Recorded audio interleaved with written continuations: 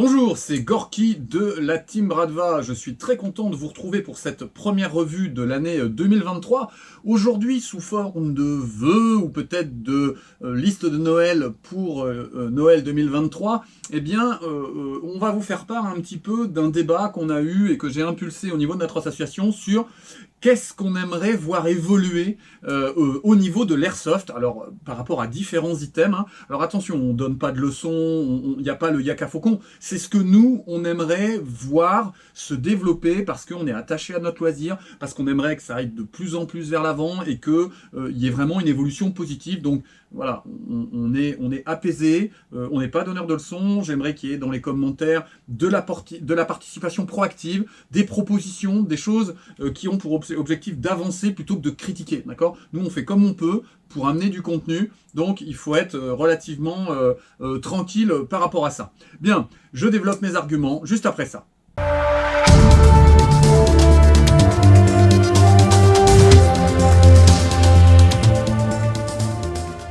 En introduction, pour vous donner un petit peu la genèse de cette revue, au début, je voulais en fait présenter les vœux de la Team Bradva, et puis un petit peu ce que on aimerait, alors peut-être parfois de manière un petit peu farfelue, voir évoluer dans notre loisir. Et puis finalement, c'est devenu une discussion vraiment sérieuse sur les choses qui nous posent souci, les choses qu'on aimerait voir évoluer ou se développer ou s'harmoniser. Et je trouve que le contenu de nos échanges peut avoir un intérêt, peut alimenter des discussions dans les associations, sur les parties, sur les sites de jeux. Et j'ai le sentiment que c'était plutôt positif et qu'il y a une vraie matière de réflexion. Donc je remercie bien sûr ceux qui ont participé au niveau de l'association: Anton, Kamarov, Hieronym, Nikolai, Kritchek, Bonzi, H, Wasta et Ratnik, qui est l'un des derniers arrivés dans notre association, pour leurs apports qui nous ont permis et qui m'ont permis de réfléchir et de vous faire un contenu. Alors, il va y avoir deux parties. Ça me permettra comme ça de pouvoir échanger au niveau de vos commentaires et qu'il n'y ait pas trop de dispersion.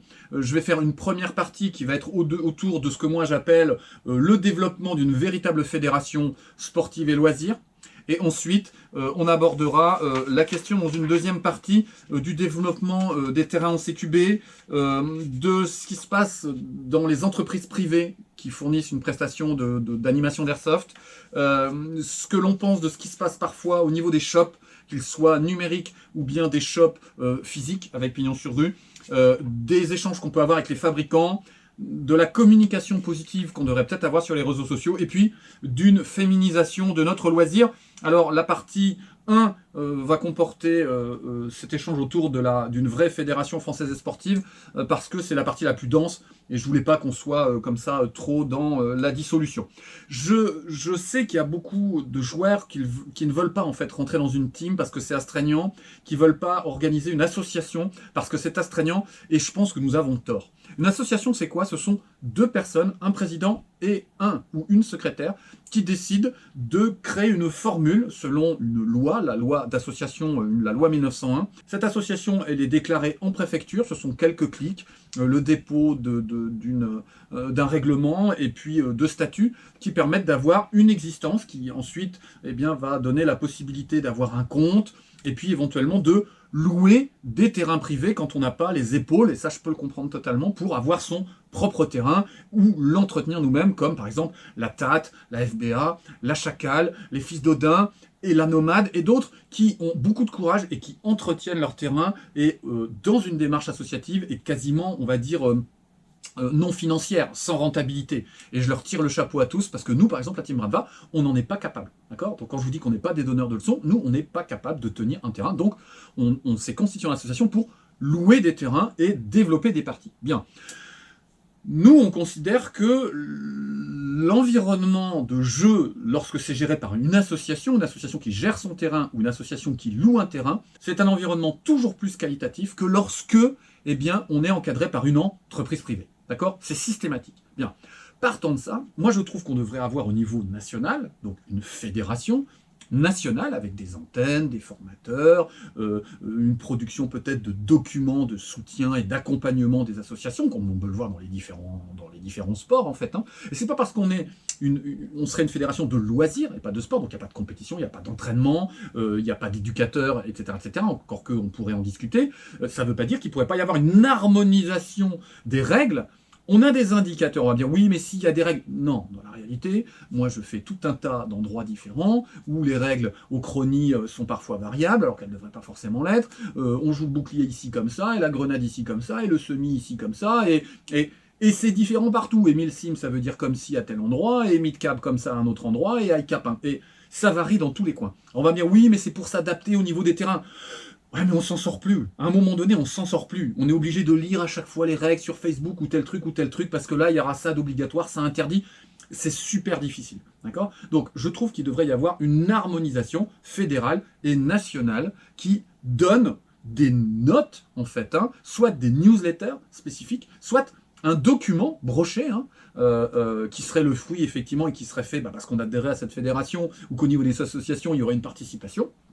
Et puis, un document broché dans lequel il y aurait un certain nombre de choses, et notamment l'harmonisation d'un certain nombre de règles. Alors, parmi les règles, parlons-en. Hein. Vous pouvez faire des propositions dans les commentaires. Moi, je suis prêt à un moment donné à écrire à la fédération, à compiler toutes vos propositions pour qu'il y ait peut-être une réflexion à ce niveau. La première chose qui revient, et c'est unanime, c'est les règles d'encadrement des joueurs. C'est-à-dire avoir un ratio d'encadrement sur le terrain par des membres de l'association qui ne soient pas joueurs à ce moment-là, mais qui soient marshal, donc arbitre, marshal sur le terrain, et qui soient définis de manière nationale. Alors on va dire, oui, mais non, machin, c'est déjà dur à l'association d'organiser si vous imposez des règles. Non, non.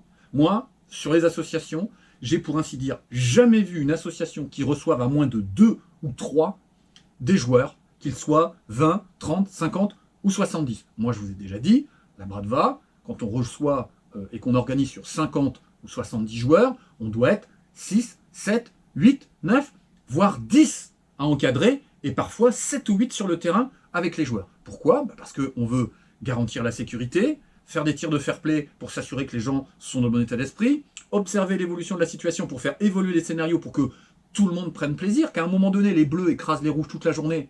C'est pas possible. L'idée, c'est un loisir. Tout le monde doit prendre plaisir. Donc, si à un moment donné, il y a une équipe qui l'emporte sur l'autre, il va falloir créer des formes de handicap et faire évoluer le scénario pour que tout le monde kiffe. C'est ça le but de l'airsoft. Tout le monde est revenu sain et sauf, entre guillemets, et a pris son pied. Bien. Donc, définir un ratio. Combien ? 1 pour 15 ? 1 pour 20 ? J'en sais rien. Mais que ce soit obligatoire. Quand on va sur un terrain, on sait que, forcément, si on est 40, il y aura 2 gilets jaunes sur le terrain, au moins 1 par coureur. Que si à un moment donné, on est 60, on a 3 gilets jaunes sur le terrain. Et qu'on en soit sûr. Moi, trop souvent, je vais sur des parties, et encore récemment, et il y a 0 gilet jaune. Il n'y a pas de marshal identifiable sur le terrain. Et on est 40. D'accord ? Et ça, c'est forcément négatif. Ça, c'est forcément un problème de sécurité, il y a un problème d'ambiance, il y a une dégradation du fair play. C'est obligatoire. Et qu'on ne me dise pas que non, que oui, mais que si, mais non. C'est fondamental. Je ne vois pas pourquoi, dans tous les sports, il y a besoin d'un arbitre pour que ça se passe bien, mais que nous, ce serait un loisir, et que donc, du coup, on serait tous des gentlemen en mode c'est bon, nickel, on va tous faire propre, être gentil, bien parler, prendre fair play. Non, non, non, non, non. On a besoin de marshal sur le terrain. Ça, c'est la première chose. Parmi les choses importantes, par exemple, aussi, il va y avoir le passage chrony. Sur les passages chrony, nous, on trouve que c'est trop souvent aléatoire. Ça veut dire que normalement, le chrony, c'est à la 0,20, fourni par l'organisateur, au peuple à 0. Oui, mais en fait, finalement, les snipers, non, parce que eux, après, c'est compliqué. Et puis, les HPA, il y a si, et puis c'est compliqué parce qu'ils peuvent faire varier, tout ça. Enfin, tout est relativement compliqué. Ensuite, oui, alors si tu as un gaz, je te fais pas passer, mais si tu as un CO2, tu peux passer. Oui, mais en fait, le gars, il a la moitié de sa sparklette, et donc du coup, il passe, puis après, il remet une sparklette neuve. Donc, il y a plein de situations comme ça qui font que c'est souvent aléatoire. C'est-à-dire, le gars, il passe au CO2, il doit percuter la sparklette devant nous. Le gars, il doit passer au pop à 0, il met son hop-up à 0, il nous montre qu'il est au pop à 0 devant nous. Nous, pour simplifier les choses, on préférerait passer à bille de jeu. Tu es à la 0,28, tu déclares ton grammage de jeu et tu passes au grammage de jeu. Il y a des associations qui le font, d'accord ? Ça évite que eux fournissent leur propre bille. on passe pas à la 0,20, ça évite que certains contraignent leur hop-up, et puis en fait, quand on passe le chrony, on voit que les billes elles partent comme ça, certes c'est de la 0,20, donc ça doit partir un peu, mais c'est tellement fort que certains ont triché sur le hop-up pour passer. Bon bref, nous on aimerait que le chrony soit systématique pour toutes les répliques, et soit hop-up à 0 vérifié à la 0,20, soit qu'on passe au grammage de joueurs, et en regardant les tableaux de correspondance. D'accord ? Ensuite, qu'on ait une trousse de secours obligatoirement sur les gilets de chacun. Alors, on est tous à dire, ouais, on va imiter les gars qui sont en opération, machin. Eux, ils ont tous une petite trousse de secours. Donc, la petite trousse de secours, pas la peine d'avoir des trucs de fou. On va avoir des garrots, des machins pour des hémorragies et des blessures pas possibles, alors qu'en fait, on fait de l'airsoft et qu'on n'a même pas un pansement et de quoi faire la moindre désinfection au cas de petits saignements ou d'impact de bruit ou d'une griffure. D'accord ? Donc, une trousse de secours. Ensuite, des radios obligatoires. J'ai fait une revue pour expliquer l'intérêt en termes de sécurité pour soi, pour les autres, et l'impact, on va dire, opérationnel et de regroupement et d'harmonisation des jeux. Donc une radio qui devrait être, selon nous, obligatoire pour tout le monde. Et allez pas me dire, ouais mais non, c'est cher, vous demandez beaucoup trop, il y a des gens qui n'ont pas les moyens. Moi je vois sur les terrains les gens qui ont des fortunes en tenue et en fusil d'assaut et en réplique et compagnie, mais qui n'ont pas de radio. Hein. Et ensuite, on aimerait aussi, par exemple, avoir une définition nationale claire de ce que c'est que le milsim. Alors, encore une fois, certains vont me dire, oui, mais si, le milsim, c'est clair, voilà, ça doit être totalement réaliste, on doit avoir des tenues le plus RS possible, c'est-à-dire réaliste, issues du monde des armes, et puis on doit avoir des emports au même poids et compagnie. Moi, je trouve que l'approche égalitaire, ça veut dire que ce soit égal en ressemblance, n'a pas d'intérêt par rapport à, on va dire, une approche équitable. Et là, je reprends les arguments de Krytchek. Lorsque vous utilisez une arme et que vous tirez une balle, déjà la balle, elle peut avoir une précision à 200 mètres. Vous, c'est à peine précis à 40, vous allez toucher à 60, mais souvent à la troisième bille. Je ne parle pas des snipers, je parle des assauts. C'est difficile à 60 mètres. Et si il y a un coup de vent, une petite saleté dans le canon, si vous touchez une feuille, bref. Donc, de dire, pour nous, au niveau des AK, pour une AK-104, par exemple, vous avez 30 balles dans le chargeur, de dire donc, il faut que j'ai 30 billes, donc réal cap, une capacité réaliste, pour moi, c'est pas réaliste. D'accord ? C'est pas du tout réaliste. C'est totalement handicapant. Si vous voulez avoir, on va dire, la même reproduction de la capacité opérationnelle qui est celle d'un opérateur, il faut qu'il y ait environ, pour nous, c'est 1 x 3. C'est-à-dire, si dans ton chargeur réel, tu as 30 balles, dans ton chargeur d'airsoft, tu dois avoir 90 billes. Là, je vous donne une idée de la réflexion que nous, on pourrait avoir. Là, on réfléchit à faire éventuellement une petite dominicale qui serait milsimisante, d'accord ? On ne veut pas faire peur aux gens, mais il n'est pas question qu'on impose 30 billes, etc., etc., d'accord ? Donc, on serait soit sur des mid-caps, soit interdiction des high-caps, interdiction des drums, enfin, on serait sur des limitations pour que ce soit relativement équitable par rapport à la réalité, mais pas égal à la réalité, parce que ça n'aurait rien d'égal. Quand tu as 30 billes, tu es complètement handicapé par rapport à un opérateur qui n'est pas du tout dans la même situation qu'un opérateur. D'accord ? Bien. Encore une fois, c'est pas un critique du milsim, c'est pas la peine de me dire ouais, si, non, on doit avoir autant pareil. C'est pas le sujet. C'est une réflexion que j'aimerais qu'on ait tous ensemble pour se dire oui, alors sur ce sujet-là, on pourrait faire évoluer, discuter, qu'est-ce qui pourrait être intéressant, qu'est-ce qu'on pourrait proposer. Si l'idée c'était d'avoir, je sais pas, on aurait un standard milsim égal. Et donc là, bah, c'est 30 billes, c'est 30 billes. Si tu as 25 cartouches, eh ben, c'est 25 cartouches. Et puis, il y aurait un milsim fédéral, par exemple. Et avec le milsim fédéral, eh ben, quand on est sur une partie milsim fédérale, on sort la notice. Et quand on annonce une dominicale milsim fédérale, avec des règles nationales, eh ben, un chargeur, c'est 90 billes, ou c'est 120 billes, ou c'est mid-cap. Mais au moins qu'on puisse annoncer quelque chose et que ce soit pas milsim de la Nomade, c'est comme ça, milsim de la TAT, c'est comme ça, milsim de la FBA, c'est comme ça, milsim chez Max de Joule, c'est comme ça, milsim chez Powergun. Non, qui est au moins on sache, qu'on arrête de chercher partout le détail de la règle qui fait qu'on arrive le jour J et puis ah bah les boucliers sont interdits. Ah bon ? Mais moi je joue bouclier, je l'ai vu nulle part. Je fais comment ? J'ai que mon PA. Bah tant pis pour toi. Ah, super. Ça on l'a vécu sur l'avant-dernière partie. Alors, ensuite, on aimerait qu'il y ait un espace de conseil pour les débutants. D'accord ? Ça pourrait être un petit recueil broché, où à un moment donné, tu prends ta cotisation ou ton adhésion à la fédération, et tu reçois un document qui va te dire, eh ben, par exemple, pour t'acheter du matériel, tu as tel et tel site qui sont hyper sérieux, mais va plutôt prendre du matériel d'occasion sur Airsoft Occasion ou sur France Airsoft, parce que plutôt que d'aller commander sur des grandes plateformes américaines ou des grandes plateformes chinoises, pour ne pas les citer, et avoir du matériel éventuellement de mauvaise qualité, et puis qui va encore accompagner cette idée de surconsommation, eh bien, il y a beaucoup de matériel d'occasion qui circule, le marché de l'occasion est très fluide au niveau de l'airsoft, et éventuellement, les nouveaux joueurs, ils ne savent pas où aller, ils ne savent pas à qui s'adresser, ils ne savent pas si c'est sérieux comme type de site. Bien, il peut y avoir aussi sur ce type de brochure quelques dessins et quelques notices d'accompagnement sur la façon de manipuler un PA. Qu'est-ce que c'est qu'une visée basse? Comment on fait un passage de porte? Comment on épaule? Comment on désépaule? Comment on règle un point rouge?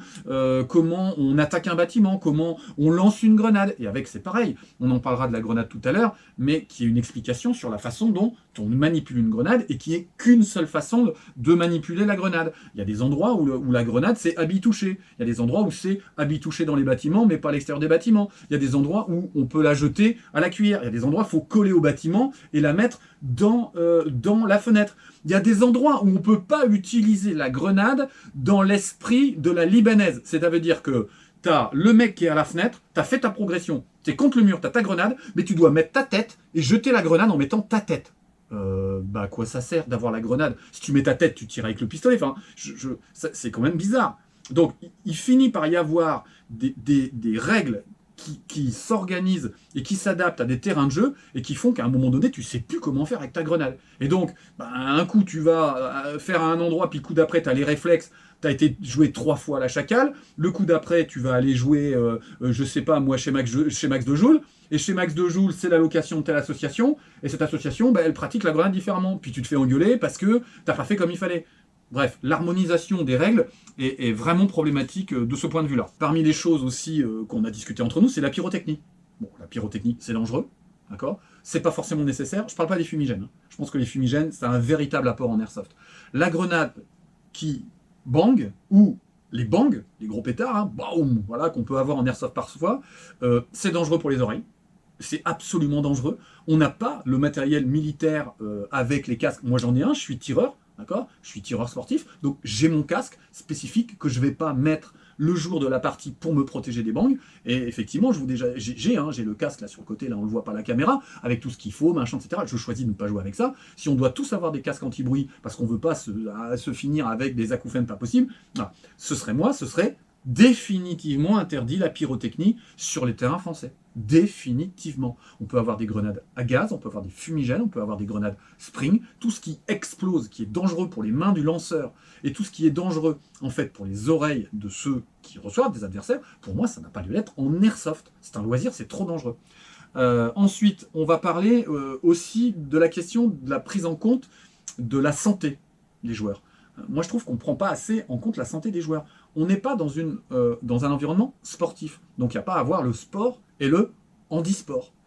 Je trouve que les personnes à mobilité réduite, quelle qu'en soit la raison, ça peut être le surpoids, ça peut être un handicap moteur particulier, etc., devraient être inclus à notre loisir. C'est un loisir. Moi j'adhère à la démarche inclusive. D'accord? Que ton état de santé ne t'empêche pas d'avoir un loisir. Et je le dis pour les gens qui en entendent parler ou qui se posent la question et qui auraient un handicap, etc. Si vous venez jouer sur une organisation de la Team Bradva et que vous venez me signaler un handicap qui va vous gêner lorsque vous êtes out parce que de refaire 300 mètres en arrière pour respawn et de revenir, eh bien pour vous ça fait que vous ne pouvez pas jouer, et parce que vous êtes capable de circuler que d'un endroit à un autre, ou parce que on doit vous accompagner jusqu'à un bâtiment et vous ne pourrez pas sortir du bâtiment, je prends l'engagement d'adapter le scénario en direct pour que vous puissiez prendre du plaisir toute la journée, éventuellement en n'étant que dans un même bâtiment ou dans un espace limité. Moi, même quelqu'un qui à un moment donné devrait être déplacé et replacé dans un fauteuil roulant, dans un espace pour l'incorporer au jeu, moi je m'engage à m'adapter immédiatement à sa situation de handicap. D'accord? Bien. Ensuite, la question des GBBR. Moi je trouve qu'il y a trop peu de possibilités de jouer dans des dominicales full GBBR. Alors on me dit régulièrement, ouais, moi je joue avec des GBBR à -20, et moi même avec mes 30 billes et mes chargeurs hyper lourds, et je vais jouer aussi bien, voire mieux que les mecs qui ont des AEG. Moi, je parle que pour moi, j'ai tout ce qu'il faut, j'ai ma GHK upgradée, tout ça machin, j'y arrive pas. Je n'y arrive pas. Je n'arrive pas à développer la même capacité de jeu qu'avec mes AEG. Donc, je joue jamais ma GBBR, et régulièrement, j'ai des envies de la revendre. D'accord? Et plus j'ai envie de la revendre, et plus j'ai envie de la revendre moins cher. D'accord? S'il y avait des dominicales full GBBR, donc Gaz Blowback Rifle, c'est-à-dire des fusils d'assaut exclusivement à gaz, pour ceux qui n'ont pas la référence, d'accord? Ben moi j'irais jouer. J'irais jouer avec ma réplique GBBR. Et là vous allez me dire, ouais mais là t'as dit que sur les Real Cap, c'est pas grave. On serait sur un week-end à handicap, où effectivement je n'ai que 30 billes, voire à peine 30 billes dans mon chargeur, mais je sais que c'est le délire en fait. C'est pas une histoire de 1000 sims, c'est une dominicale full GBBR. Il n'y a pas cette possibilité. Et je pense que s'il y avait des dominicales full GBBR, il y aurait plus de gens qui achèteraient des GBBR dans notre team à nous. Je suis sûr que s'il y avait dans le coin des dominicales GBBR, il y a des collègues qui s'achèteraient des petites wells GBBR pour en été aller tester des journées où on ne fait que ça. La dernière chose que je voudrais aborder avec vous aujourd'hui, c'est la possibilité de jouer les différents métiers, je les appelle comme ça, dans une escouade. D'accord ? Quand tu joues assaut, c'est facile. Tu es jusqu'à 350 FPS, tu peux tirer en full.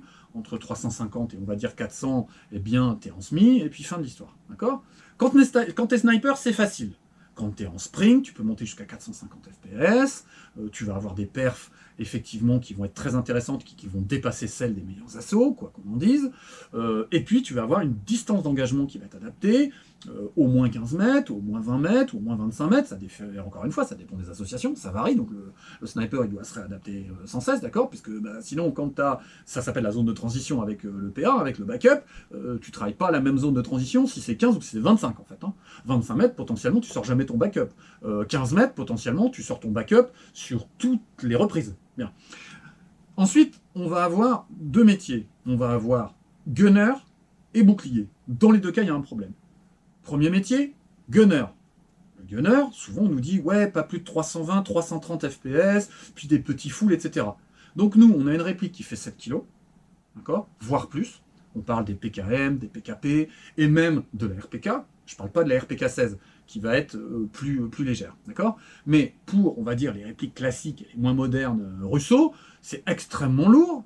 Donc on va devoir faire des petits fouls avec une réplique lourde et encombrante, et on va devoir avoir des puissances plus faibles que celles des petits ARP9 et des petits AR15, avec des drums, et qui nous foulent dessus, avec des petites répliques en ABS, ils courent partout les gars, machin, ils nous rafalent dans tous les sens à 350 FPS à la 0.28, d'accord? Et nous on a nos grosses répliques en acier, et on tire de la 0.25 et à 320 FPS. Il y a un truc qui va pas, il y a un truc qui va pas. Soit effectivement, on interdit le full au niveau des assauts, donc de 0 à 400 FPS, les assauts n'ont jamais le droit au full, et donc les seuls qui font full, ce sont les batteuses, soit les vraies batteuses, pas le petit ARP9 ou le petit AR15 ou la petite AK avec un drum, non, les mitrailleuses, on les autorise à aller jusqu'à, je sais pas moi, 370, 380 FPS, que sais-je encore, d'accord, donc une puissance plus importante, mais on leur impose, comme les snipers, puisqu'on a su avoir cette réflexion pour les snipers, on leur impose, comme aux snipers, une distance d'engagement importante. Allez, 20 mètres. 20 mètres de distance d'engagement. En dessous de 20 mètres, il doit sortir son backup. Ok ? Le gars, il va devoir développer un jeu particulier, d'accord ? Et ce jeu particulier va lui imposer de rester à 20 mètres des objectifs ou à 20 mètres des collègues systématiquement. Et il y a certains terrains où il ne pourra pas prendre sa batteuse. Et il sera gunner de métier. Et on aura enfin des gunners de métier où nous, par exemple, dans une team, on est toujours handicapé parce que eh bien, le gunner, il doit avoir une puissance très faible, il a interdiction de faire des fouls trop importants, et puis si tu n'as pas le droit de faire de fouls de l'intérieur du bâtiment ou vers le bâtiment ou faire les fenêtres, enfin, tout pose problème tout le temps, d'accord ? Donc vraiment, il y a un problème pour les gunners. Les gunners, chez nous, sont handicapés systématiquement. Dernière chose, maintenant, le bouclier. Bien, je rappelle que c'est quelqu'un avec un bouclier. C'est pas quelqu'un qui a un avantage extraordinaire.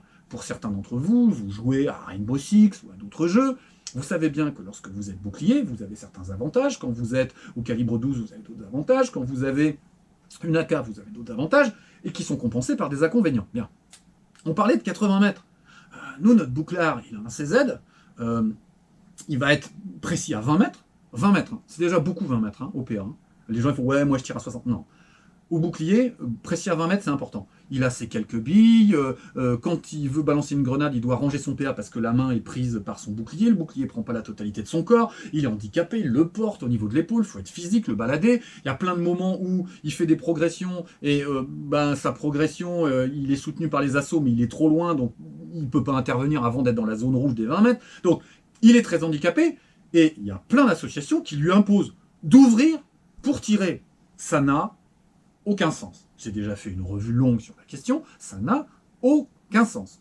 Ce que nous, on propose, c'est soit, comme on a été joué à la Nomade, là, il n'y a pas très longtemps, et je trouve que l'approche est intéressante, c'est on n'a pas de jeu à la libanaise. C'est-à-dire qu'on doit systématiquement, quelle que soit la situation et le métier que vous jouez, vous devez aligner les organes de visée avec l'œil. D'accord? Pas faire comme ça. Même si régulièrement, je vois des gens tirer au PA comme ça. D'accord? Bon. Donc, vous avez le bouclier avec la fenêtre, vous descendez le bouclier, vous alignez, vous tirez. Vous basculez le bouclier, vous tirez, vous ouvrez le bouclier et vous tirez. Ça, c'est ce qu'impose la Nomade. Je trouve ça plutôt pas mal. Je trouve ça plutôt pas mal. Vous respectez le fait que vous ne tirez pas la libanaise, et puis, vous avez quand même l'avantage de couvrir une grande partie de votre corps, puisque vous vous baladez au milieu des mitrailleuses, des trucs et des machins, avec juste un pistolet. D'accord? Bien, il faut arrêter de désavantager le bouclier. Il y a même des endroits où on interdit le bouclier, parce que ça pose des problèmes ou je ne sais pas trop quoi. Mais les gars, à un moment donné, moi j'ai été confronté à mon propre bouclier, ça m'est arrivé de jouer face à Bonzi, moi j'ai toujours 2 grenades sur moi. Et sinon, j'ai un membre de l'équipe qui a une 40. Ok? Donc Bonzi, il arrive, il se prend sa grenade. Sinon, il faut étirer la ligne et il faut le tirer de côté. Il faut se débrouiller, ou il tirer dans les chaussures, ou il tirer dans la main, ou quand il ouvre, il faut le shooter. Voilà. C'est à un moment donné, on ne peut pas dire oui, mais le sniper, il me met un headshot, c'est méchant, il est loin, je ne peux pas le toucher. Oui, les snipers, c'est normal. C'est-à-dire qu'on accepte des choses des snipers, mais on ne va pas l'accepter du bouclier, on va accepter des trucs, des assauts au niveau du full, mais on ne va pas l'accepter au niveau de la batteuse. Pourquoi? Parce qu'il n'y a pas une règle d'harmonisation nationale. D'accord? Bien. Bien, on arrive à la fin de cette première partie. Je ferai la deuxième partie assez rapidement pour qu'on aille au bout de ce travail-là. Vous avez peut-être remarqué là la petite boîte Kizuna Works. Donc pour les Russos, vous savez ce qu'il y a dans la boîte. Mais ça arrivera dans les 8 jours. Eh bien, d'ici la prochaine revue, prenez soin de vous. Essayez de ne pas choper la grippe, la Covid, la gastro, machin, parce que là, autour de moi, tout le monde est malade, donc je ne sais pas ce qui se passe. Et puis, continuez à aller sur les parties, réfléchissez à ce que j'ai dit, essayez de vous organiser en association et essayez de réfléchir à une harmonisation de nos pratiques. Je suis certain que si on réfléchit tous ensemble, on va pouvoir avancer dans le bon sens. D'ici la prochaine revue, prenez soin de vous, et puis on se revoit très bientôt. Allez, au revoir.